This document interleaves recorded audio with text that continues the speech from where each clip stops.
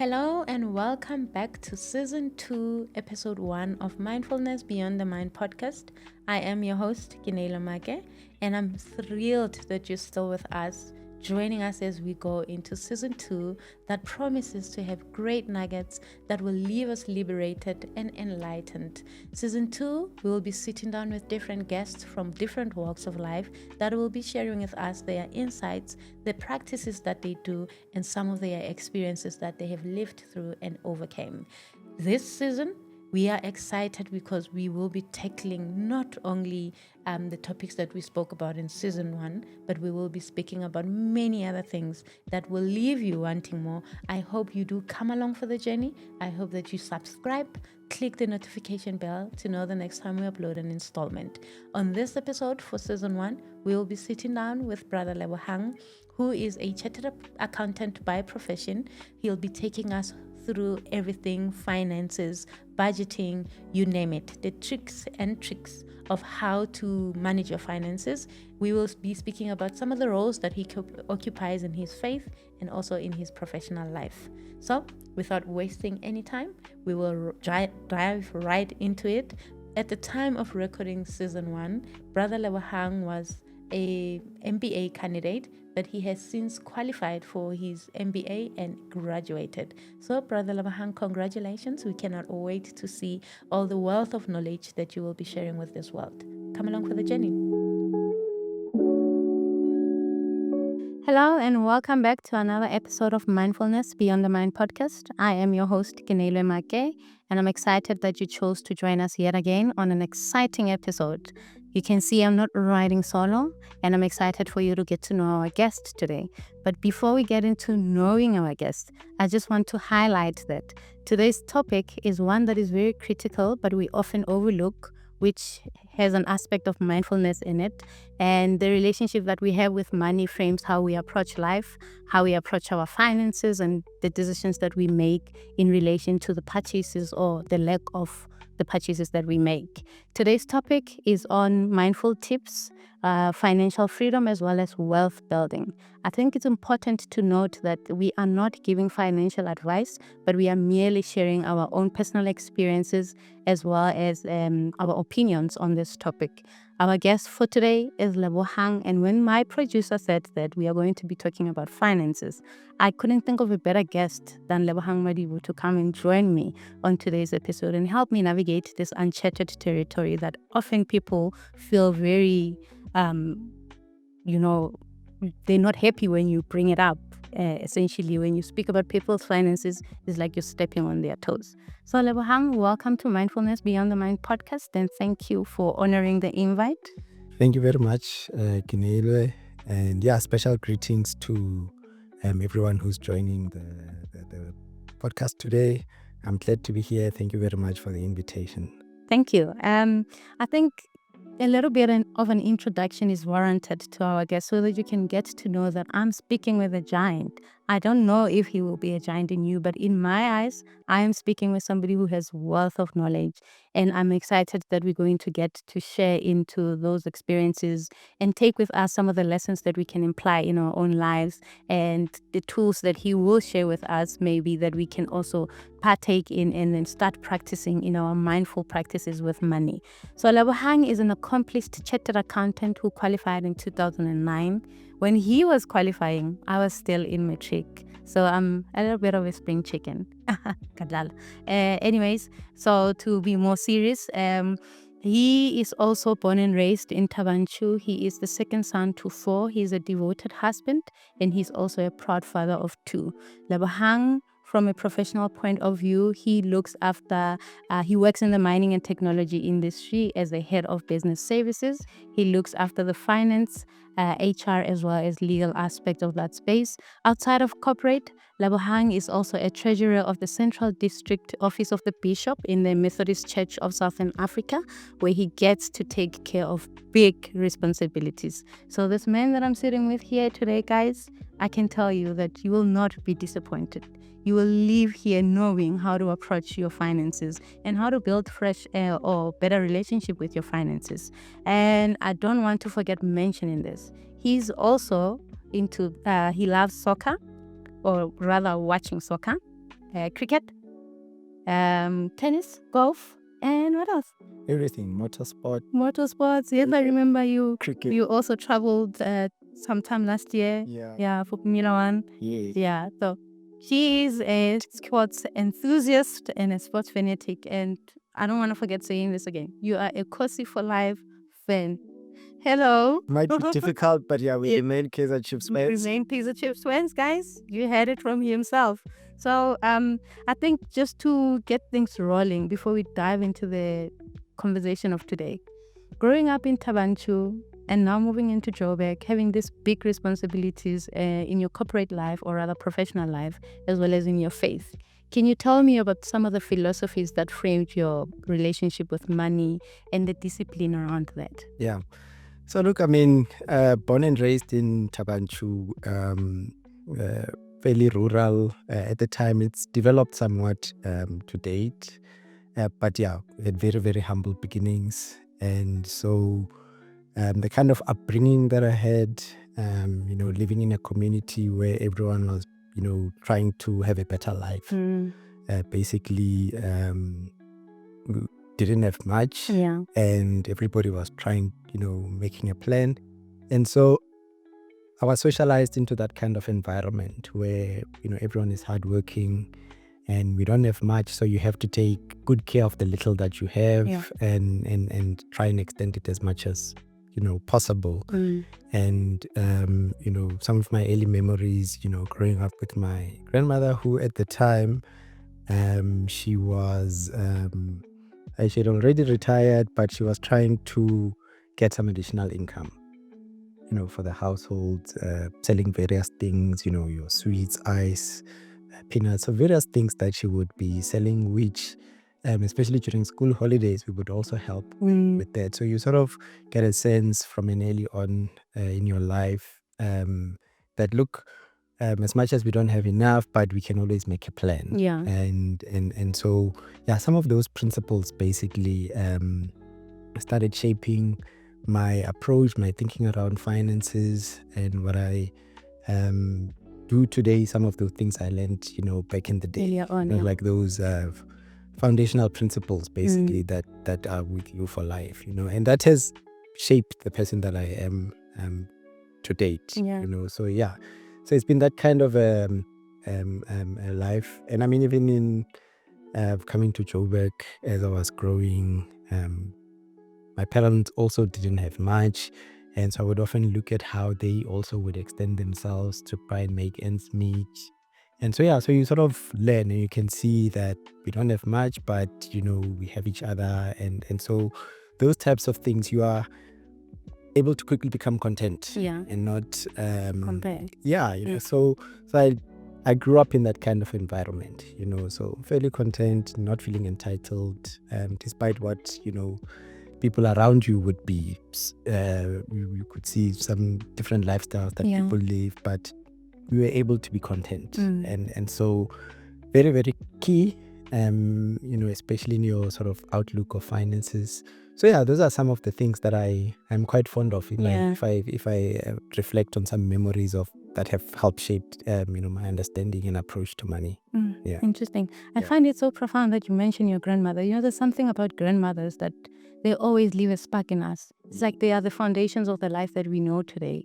And hearing you speak about how your grandmother would sell things, that somehow built a foundation for you to say, this is how I should manage money. And look at you today, like you sharing beautiful challenges that we are all jumping on every year. And we'll speak about that later on. I don't want to spoil all that. So I just find it so profound that somehow all of us have that little seed that our grandmothers have dropped in us, and today it's just starting to be something very beautiful. And I mean those were quite important lessons.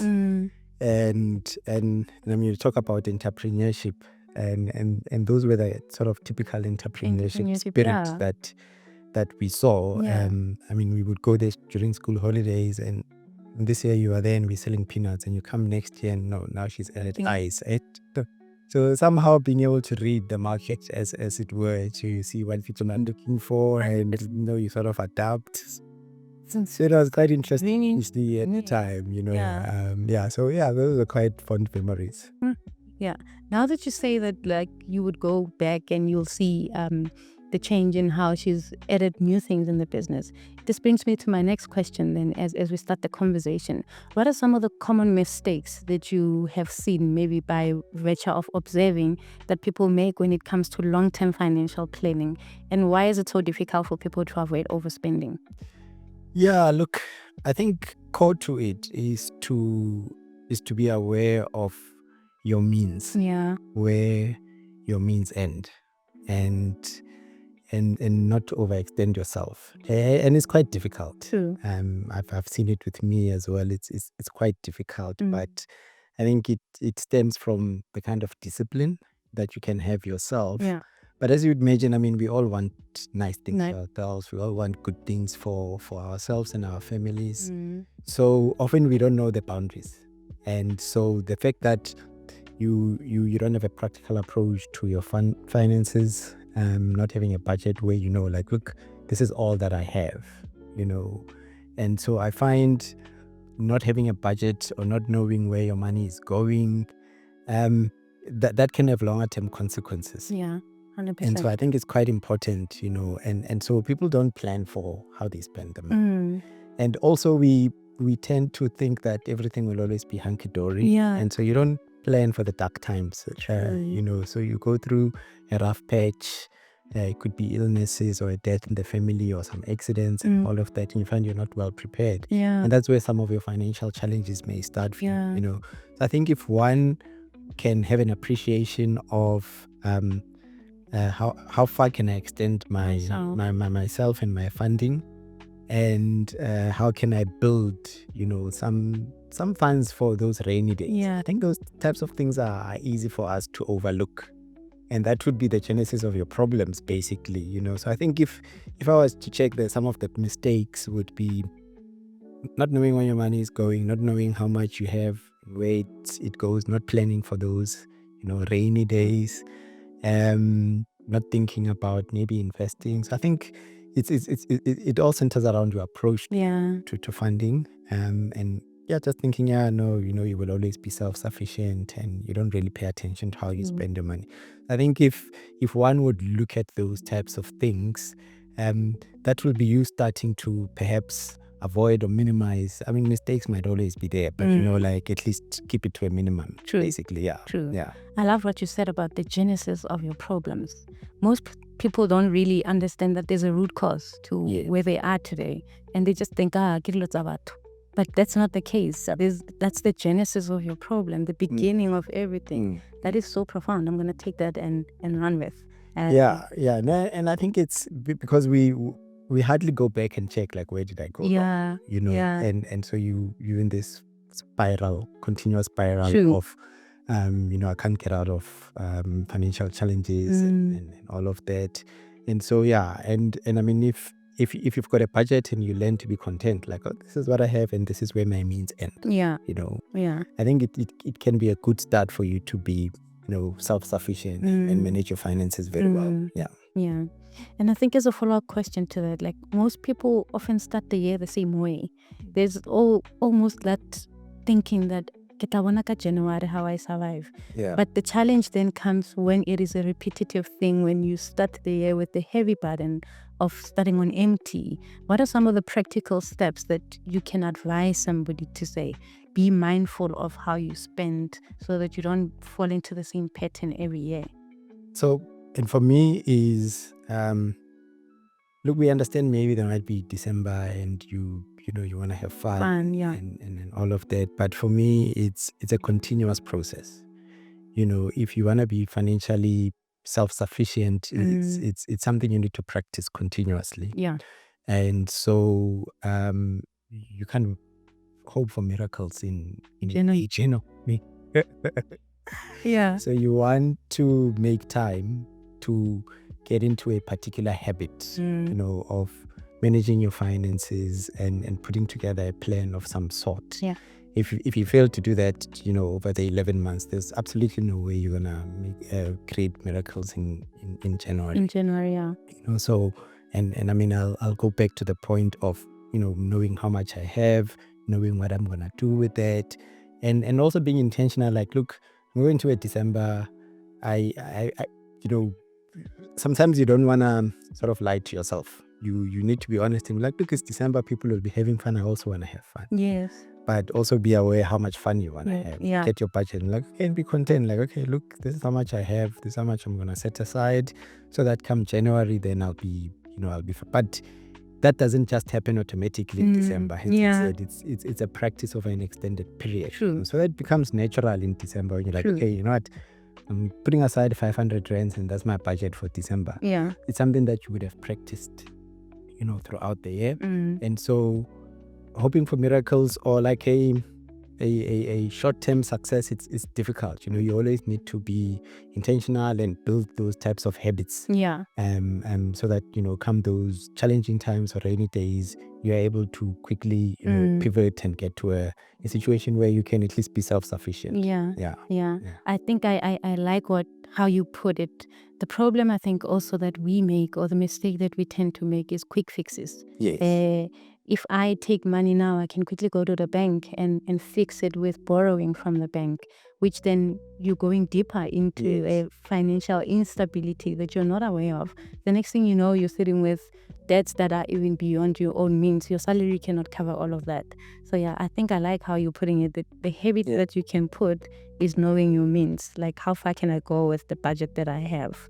And just as a follow-up question, you're working in a your position is mostly finance, though it comes with HR and legal. That is also part of finance somehow, because there's an implication of money. And also in your role as the treasury, you're also working with money in that position. What do you think, or how do you think budgeting can influence our approach on money? And how can I start if I don't know anything about budgeting? What are some of the simple ways of me starting to practice budgeting? Look, I mean, the long and short of it is understanding what total income you have. Yeah.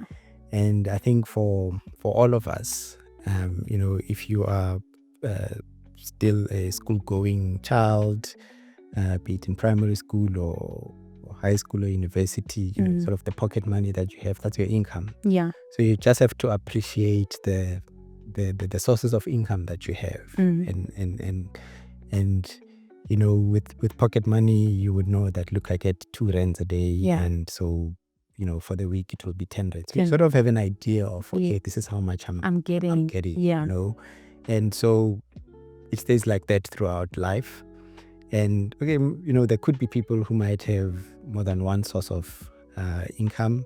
But it starts with you knowing what is my income. And once you know what is your income, then we have to be mindful about where this is going, or where it should go. Yeah.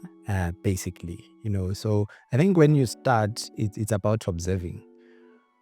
You know what your income is from your work, pocket money, or depending on where the source of income what your source of income is. Have that as a first step. Then the second step is to observe what you do with your money. And you just need to be honest, like, start maybe jotting down, like, okay, this is what I see my money doing, or where my money is going. The third step would be then to interrogate is this money then going to the right places?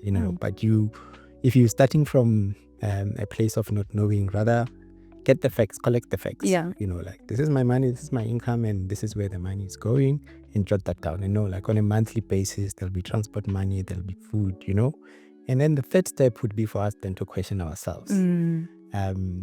Is it going to the right places? If it is it the right amount? Yes, I need to buy food, but must I spend so much on food? And what kind of food is it? Is it like takeaway that are more expensive? And so then you start interrogating each and every item that you are spending more on. Is it worthwhile? And then the conversation then becomes broader. Like I'm saying, that once you've figured out where the money is going, then you ask yourself, okay, do I have money that's going towards, saving for rainy days, for instance? So you then start asking yourself, those questions. But I think if we were to keep it simple, know what your income is, have an appreciation of where it's going, then ask yourself, is it going to the right places? You need to question and then, of course, the conversation can become more complex. Yeah. Am I investing? Am I building wealth? And yeah. all of that, Yeah. But if you keep it simple, just have an appreciation of where's the money going and be content that it's going to the right places. It's not overspending, you're not underspending on certain things, I think that would be a good start of you then starting to build a budget, Yeah. And then how complex you want it will vary from person to person. Yeah. If we're keeping more complex, if we are going deeper now into finances, when I was preparing for this conversation, I looked at the statistics and I came across an article where they were speaking about the South African Revenue Services during the two-pot system introduction. It paid out over 21.4 billion in 6 weeks. So people were already tapping into their long-term investment without even thinking how that is going to impact their long-term plan. And you will find out that even where you spend the money is not where you intended on spending it when you retire. So how can one who feels like I'm behind on investment or long-term wealth building, where can I start? Like, how do I go about that and interrogating and checking that is my money going where it's supposed to? If not, how can I reroute it into the long-term investment? Yeah. I think, to a large extent, I feel, especially as Black people, that we need to invest more in financial education. Educating ourselves and then sharing that knowledge with people. I think that's something that we need to do more of. True. And that will help you answer the question that I posed in terms of, is this money going to the right places? I think the more we educate ourselves, the more we can be smarter about, knowing where the funds are going and being content about how much is going where. I think that would be a good start. Interestingly, another stat that I've also come across is the fact that, South African households, about 60% of the income is going towards the servicing of debt. So where we, it's quite simple how we get into debt. Like I was saying, one, it could be an emergency. I've got a budget, I've sort of have a good handle of what I'm doing with my money, but an emergency comes. And now I need to start borrowing. Then we do that. Secondly, we just want to live beyond our means. I know this is where my money ends, but I like that bag, I like that shoe, and so then, and if you look at the retail sector within South Africa, it makes it easy for people. Like, you just can't get like an account with the clothing stores and all of that. So it's easy for people to get caught up in that. And so when people go and draw money from the two-pot system, I wouldn't be surprised if a lot of that is going towards also trying to reduce the debt, the burden of debt that people already find themselves in, have, or where there are those limitations of I would like to do X, Y, Z, and so I don't have enough, but this can help me close that gap. So I think there would have been a lot of that that would have happened.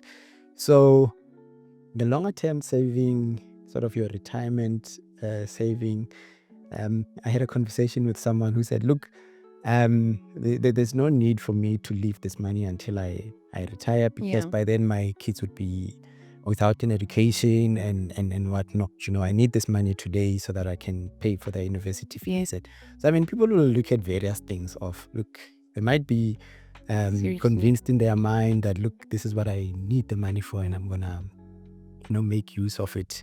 And so the long term, and there's another stat that's talking about the long term life expectancy in South Africa. That people are living longer. And it's thanks to many things. There's new medication and whatnot that people have, which previously we may not have had. So we're likely to live longer. And so we have to be mindful again. Like, look, if I'm going to retire at 65, can I then, for how long can I survive? Sustain myself, If I'm going to live until 100. Is this money enough? It isn't. Remember again, when you are older, in your 70s and beyond, your body is not that strong anymore. You get sickly, so you need money for medical bills and all of that. And I don't think we have a complete appreciation of, in the longer run, what am I going to need the funding for? And hence I'm saying, I think that there needs to be more as far as education is concerned. Yeah. For us to educate ourselves and basically realize like, okay, what is needed, for us to live on a day-to-day basis, and what's needed for us to live like in 20, 30 years time, like then start to think longer term.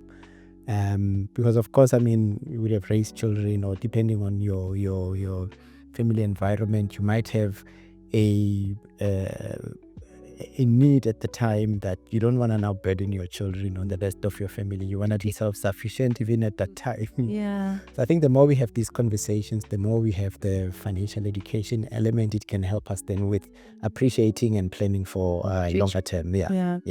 That is so profound. Most people also just think for tomorrow. Like, if I can get this money, I mean, they'll see what to do with me.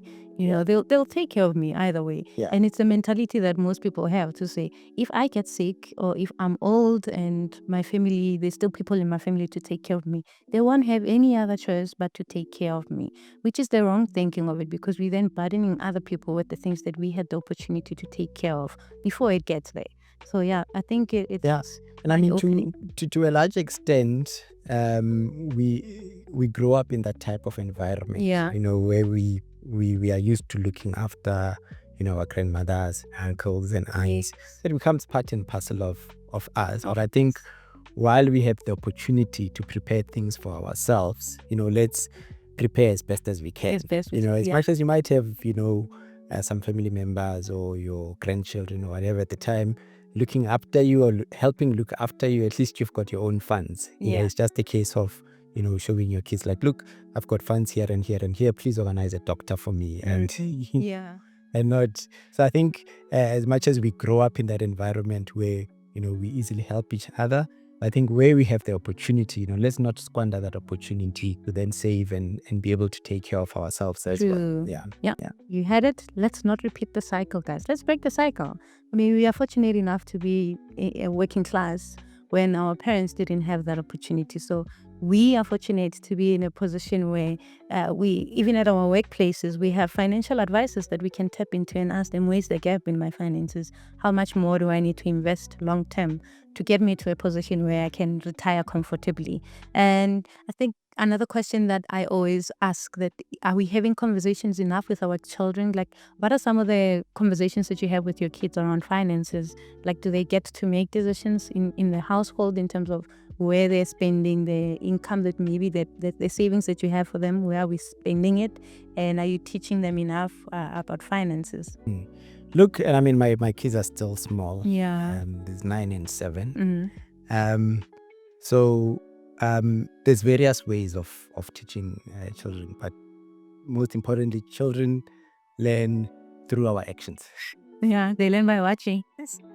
And so when they see us being, sort of flamboyant in our spending, and those are the first things that they learn. But the kids will ask, for McDonald's today and something else tomorrow, and it's my responsibility to say to them, hang on, this I don't have, money for, even if you might have the funds, but you want to start shaping their mindset to say, look, it's gonna cost a bit more money if we go there, but let's see what we can make the household. So I think it's you starting to do that, and also, I mean, my wife has also taken the lead with this. The kids have got their money boxes, and from time to time, and started with them saving money from the tooth fairy. That's a good. Yeah. So they'll have it, and okay, now the money is here, and then they put it aside. And so my daughter, from time to time, she'll be like, okay, I want McDonald's. And I'm like, no, I don't have money. She asks, okay, how much money do you need? And then I'll say how much money. And he's like, no, I think I've got that much saved. Those are great principles. So I think it starts there. Yeah. That's with them, whatever little funds they have. We start with the money box. Like, look, we need to save money, and also creating that awareness that we're not gonna just spend on everything. We're not gonna spend on everything that you want as the kids and all of that. I think it's those small examples where they start seeing, oh, okay, this is how mommy and daddy do things, and they're saving money here, and so they will learn as they grow. We're not going to be spending money on other things, whatnot. You have to think, you have to plan, So I think, so for us, that was the initial start. It was more of them seeing also our approach. And so they'll start learning. And I think as they grow, there's definitely, opportunities. We've been talking recently about, okay, at what point you start giving them like a bank card, So now there's like a school trip and whatnot. Like, okay, now we need to start chatting to these guys, like, okay, look, I'll give you this, but you must take good care of it. And so that's the next phase that we are going into. But like I'm saying, I think key to it is they need to see how we live our lives and our approach to spending, and that's what they're gonna remember for the longest of time, basically, And as a follow-up question to that, like, what are some of the things that you, growing up, wished somebody had taught you the way you're teaching your kids? What is that one thing that you wish you had learned during that time? Look, I think to a large extent, I saw my parents also saving. Luckily. So I started saving, from an early age. But I think what I appreciate now is perhaps I could have started earlier to invest. More the longer term. I would save, but whatever that I was saving for was, okay, I need to go and buy this for myself, during school holidays and all of that. And so that is good thinking, because you start learning how to save, how to put money aside, how to prioritize what you need. But I think more longer term, like wealth building or asset building, those types of things. And perhaps it can be a reflection of the background that we have. Because especially a lot of Black people, we're not fortunate enough to be in a position to have these types of assets and all of that, where you can start having conversations about, oh, this is a unit trust and this is... So I think those types of things, perhaps if I could have learned earlier on.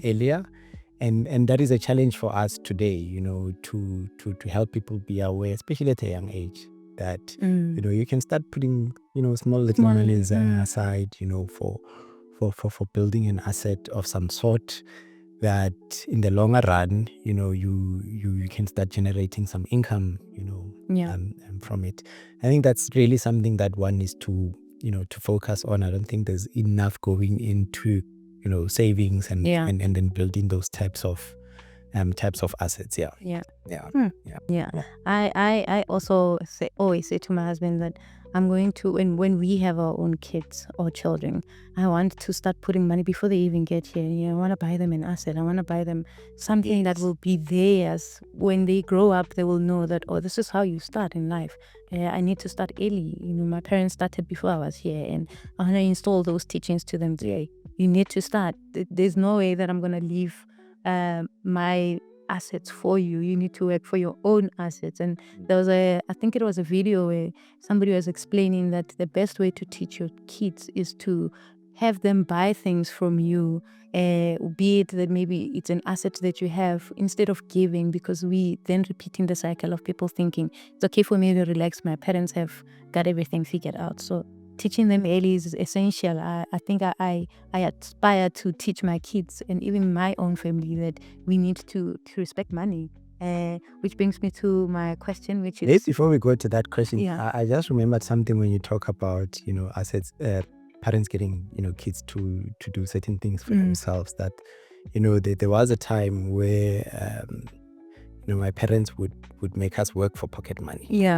So at the time, my older brother was already in university, and my younger brother was still very small. So it was my sister and I basically who had to work for that pocket money. So, but we understood between the two of us that, look, for me to survive this week, after washing the car, I'm gonna get 20 rands. After washing the dishes, so we would sort of split our chores, and you start thinking, how much am I gonna need, and how can I work and get it for them. And so, but that's where it starts. It's like by having that kind of discipline of like, I need to go work for it, but you need to work so that you have enough. I've got enough for the week. But during the week again, you still look for opportunities. Okay, I need how do I increase it? like let me just polish his shoes, maybe. He'll give me some stick.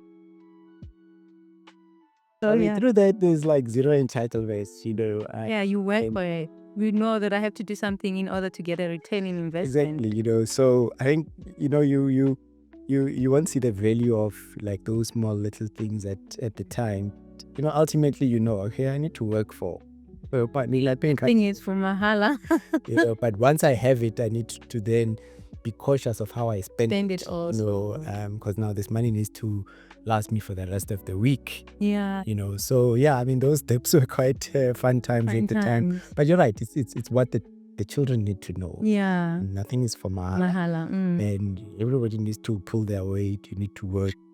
And look at, I think there's nothing wrong with us, building those assets. And I think if we look at what would South Africa look like 20 years from today, we don't know. There's like AI and other things. Things are coming. No, we don't know the kind of jobs that they might have. But if they've got an asset which can help kickstart their life. Yeah. I remember there was this lady I worked with, and this is first year when I was working. And at the time, she was already collecting rent. I'm like, okay. Oh, yeah, you see this person is stressed, and she's like, yeah, no, this tenant didn't pay. And I'm like, oh, you've got tenants already. Okay, what am I doing with my life? But they had a bit of a head start. Yeah. And so we would. I mean, of course, you still want your children to work for it. But it wouldn't hurt if they've got, a good start. Yeah, you can provide. Yes. Like, okay, look, this is what I think you can use to kickstart your life. Kickstart your life. Doesn't have to be anything big and whatnot. But I think it's a good idea to build something, that the kids can access. At a later stage. Yeah, 100%. And as a member of the Methodist Church and a Wesley Guilder, somebody who grew up in the church and who have seen the church giving and the teachings around finance, how do you get yourself to remain devoted into managing your finances? And particularly, how do you then teach your family around that also to sort of get into the habit of respecting money from a perspective of a Christ-centered perspective, if I can put it that way? Yeah, look, when I started working, there's a friend of mine, he's passed on now. His name was also Lebogang. And he told me even before I got my first salary, he said, look, put money for God aside. Yeah. And he said, unless you do it now, it might be difficult for you to do it at a later stage. So that really stuck to me. Yeah. And it really stuck to me. And so there's like a lot of biblical references and whatnot that talk to the giving aspect. So I understood it quite early on in my working life. And so again, my involvement, especially within the church environment, the big picture for me is, being part of a church that can help others get better. Yeah. Or have better versions of themselves and whatnot. So I think in that context, there are different ways of giving. Yeah. So there's the monetary and non-monetary. And so my being involved in various aspects of the church, I see that still as, some sort of giving. It might not be monetary, but me, serving as a treasurer, for instance, and something I've done for many years. Long time, something that's quite fulfilling because like in any church environment, the church is made up of volunteers. And volunteers have got a different skill set. True. So you might find the kind of volunteers I have now know nothing about finances. And so it's my opportunity then to give back and in the process also teach, and so I've used that space, as well to try and communicate the management of finances, how to manage and all of that. Quite important for me. I have an opportunity of presenting financial reports, and people can get a sense, in terms of my approach to managing the finances for the church. Like, okay, this is how finances need to be managed in general. They may pick up certain things that they can apply, in their personal spaces. So, but again, there's also giving for others, sort of your charitable work and the opportunity to uplift others. So I think for me, it's like those types of, it goes beyond the money aspect. Yeah. For me, the monetary aspect is quite important, and I'm not playing it down. But I think, sort of getting your hands dirty. There's a friend of mine who likes saying that he's basically an extension of God's hand in the world. There's absolutely no way God is gonna do things unless he works on behalf of God. So I think there's still that, which is quite quite important. And so where then we are given opportunities to serve, then it's something that we should grab with both hands and serve wholeheartedly.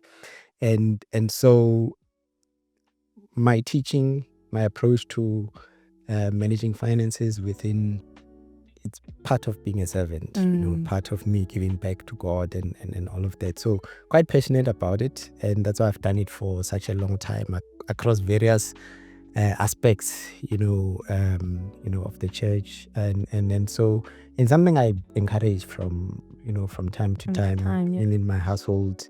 My wife knows about the contributions we have to make to the church. And I mean, of course, as we take the children to church, and they know, like, okay, We have to give. there's giving that needs to happen in church, So all of those principles, and I mean, it's things that I also saw growing up. Yeah. So all of that is, still remains with me. But I think, like I'm saying, what's important for me is, it's not only about monetary giving. I think there's quite a lot more that one can offer, because we can't all give at the same level. Yeah. And more so for those who want to work for God, and they can do that without having the pressure of the monetary giving. And I think the more we do that, it's easy for other people to learn to learn from us. So those are the types of things that basically I look at, and basically just keep me going with the type of work that I do within the church environment. I think I remember when I mentioned to some of my friends and the people around me that I've joined the Methodist Church, and it's a church that I want to give my life to and work for. One of the most comments that I received was, they spend a lot of money there. So it was quite an interesting thing, because it was a new thing for me. And when people, the only thing they saw was the money that we spend in church, without thinking about what the Bible tells us about spending, about giving in church, whether it's monetary or not.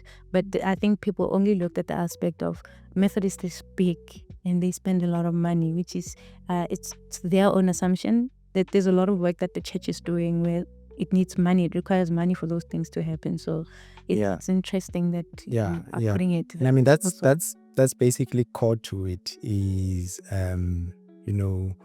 taking care of the communities where we find ourselves. I mean, of course, this day and age, there's a lot of things that unfortunately needs money. Even where the church is based, you need to buy electricity, you need to buy water, rates and taxes, and the maintenance of that. But I think and it's also down to us who go to various churches to make sure that the church still does good for the community, that it's not inward looking, as it were, that we look at the community that is around us. And I always say, if you take care of the community, it's one way of growing the kingdom and all of that. So I think if our priority can be there, it would be quite good, so that we are not always monetary focused, but we're more like, okay, we are all servants when we are here. Let's take care of the community. 100%.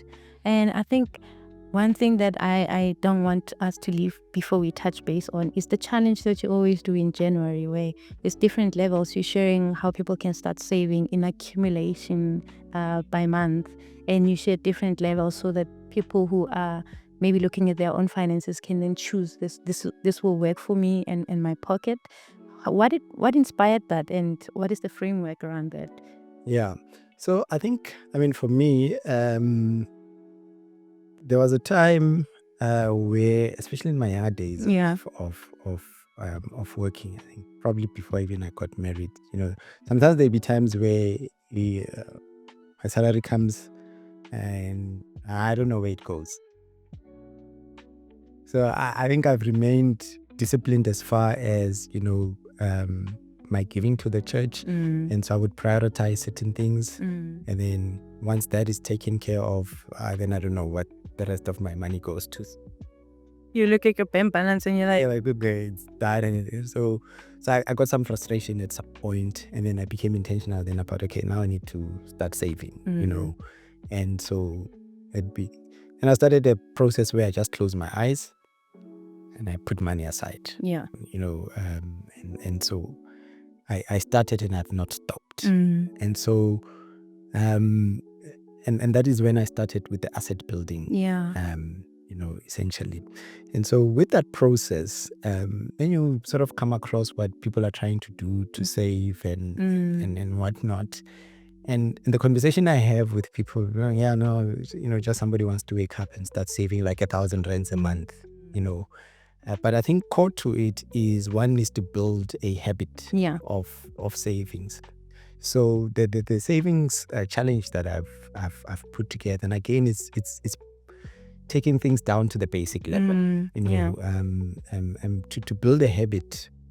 And I mean, there's like various books and whatnot that talks about how long it takes to build a habit. Yeah.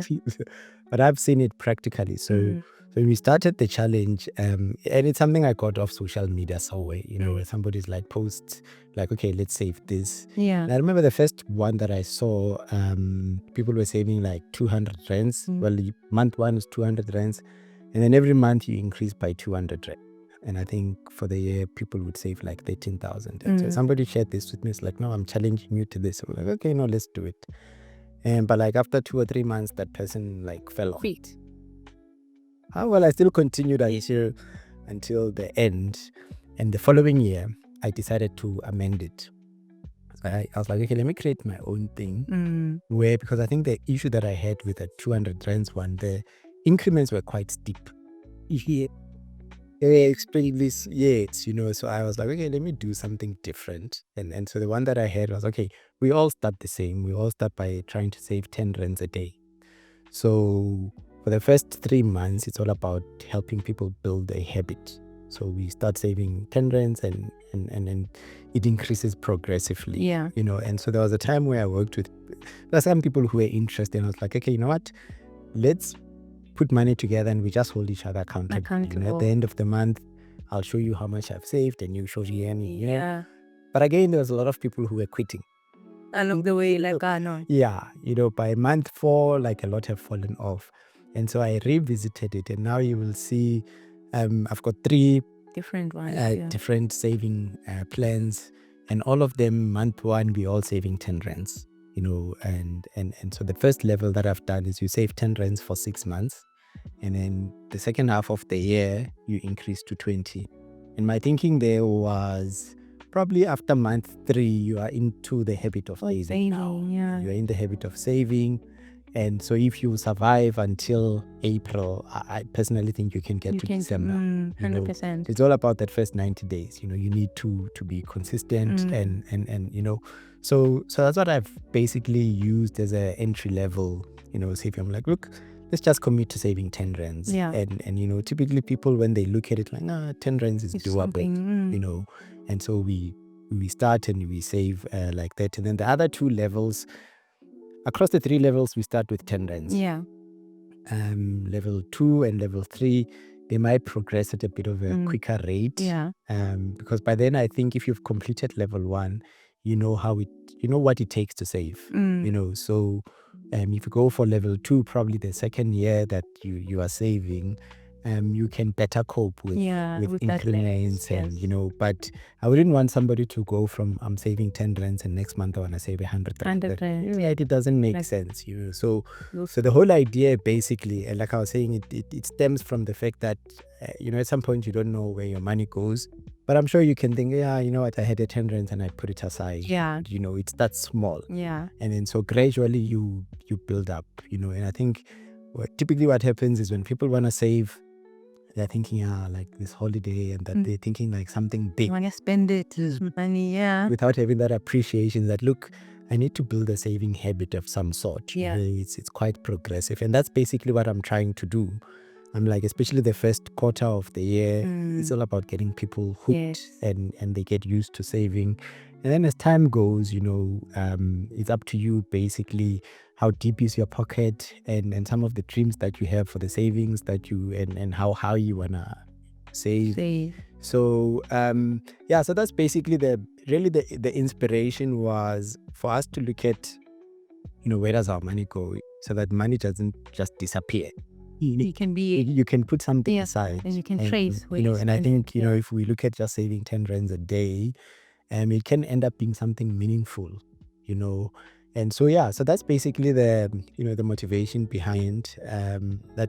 Typically we don't realize where our money goes, and so again, I think it can be a good step of helping us then getting into that saving habit and starting to save for for bigger things, for rainy days, and people are some people will come to me, of course, when they see the plan. Okay, how do I do this? And and people will be amazed, like after 6 months, like, oh, I've saved so much. Okay, look, it's money that you didn't have in January, so you've done well. And somebody once called me like, yeah, no, I saved so much and I've already invested it in something else, and it all started with saving 10 rand. So it's quite interesting once people start getting into that habit. It opens up their eyes to many other things.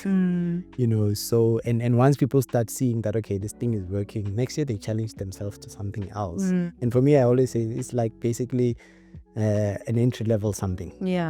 It's up to you how you want to grow. I'm saying 10 rands. If you think you can do 20, go 20. If you think next month you can do 40, do 40. Like how deep is your pocket. But I'm just trying to get people hooked and, develop that habit of saving. Because, the stats are quite shocking in South Africa that we've got the lowest levels of savings, So I think there's something that needs to be done about increasing that number. And I'm just trying to do my fair share or helping contribute. That's amazing.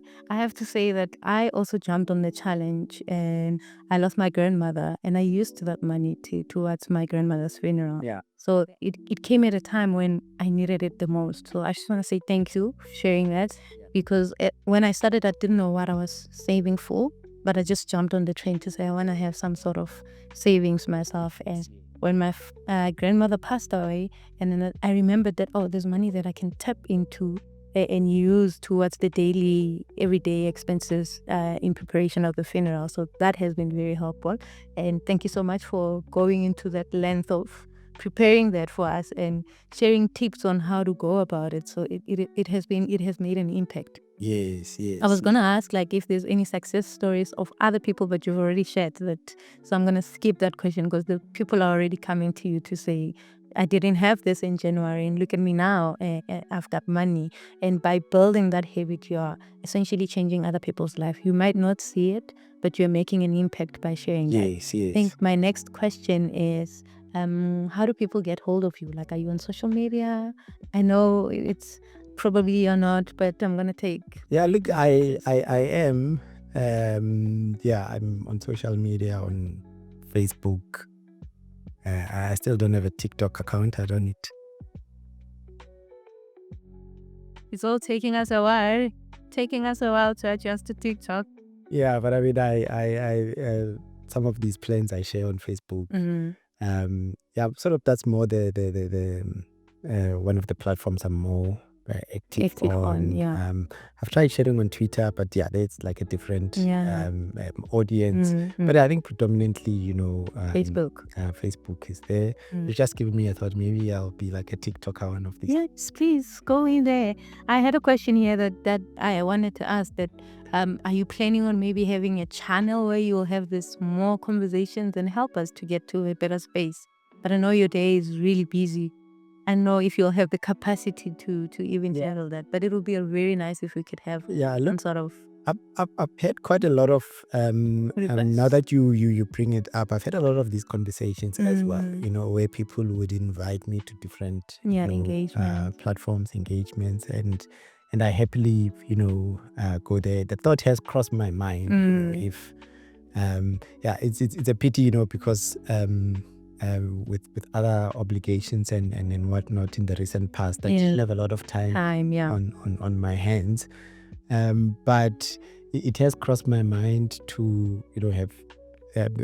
I got a call last year from one of the retired ministers in the Methodist Church, and he called and he asked, what's the point of sharing this plan in January and then you disappear? You disappear.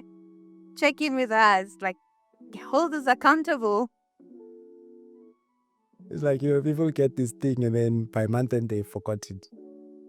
So he was saying, okay, look, so what I've tried to do from time to time is just to send, a tip here and there or reminders here and there. But yeah, now that I don't know how many people have asked me that question. You think about it, and just go with it. Yeah. No, and I mean, it's also quite heartwarming, when I hear like you sharing this story, and I keep hearing such, stories from different people. And it just shows that there's a bigger, I don't want to say market, because market is what you are selling to, probably a bigger audience of people that are hungry for knowledge. And perhaps just coming in January and you throw something and people, and then there could be a bigger impact than one has, through the regular engagement or conversations. So I think definitely something worth, considering. Like I said, I mean, these are the conversations we need to hear more and more of. Please think about it. Make some time in your busy schedule to once in a while show up on TikTok or wherever. Even if it means using my platform, I'll gladly avail myself for you to share those content. Definitely. It's all about making the community a better place.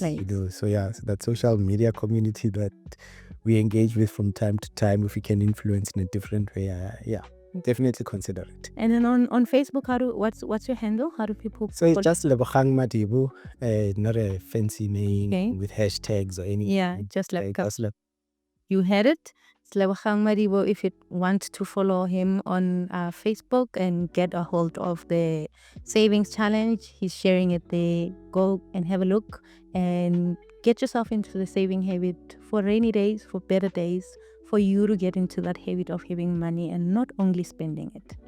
I think we nearing the end of our conversation. One thing that we do on Mindfulness Beyond the Mind is we always leave our conversations with a penny drop moment, which is a word of wisdom that you live by, that you have seen carrying you throughout the years of your life. And I'm going to give you an opportunity to leave our audience with a penny drop moment. So much pressure.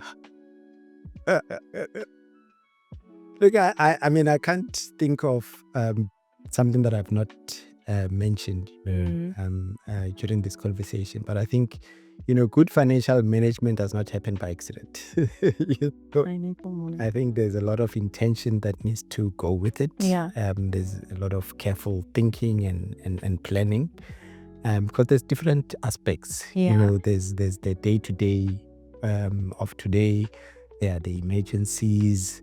There's what kind of life do I want to live, in the next 5 to 10 years? How do I plan for the future, So nothing just falls on your lap, So I think if there's anything, I would really encourage people to be intentional, be, quite clear of, I need to take hold of my, my finances. No one will do it, for you. Let's read, let's, source knowledge from different places, so that you can be better informed about the financial decisions that that we make.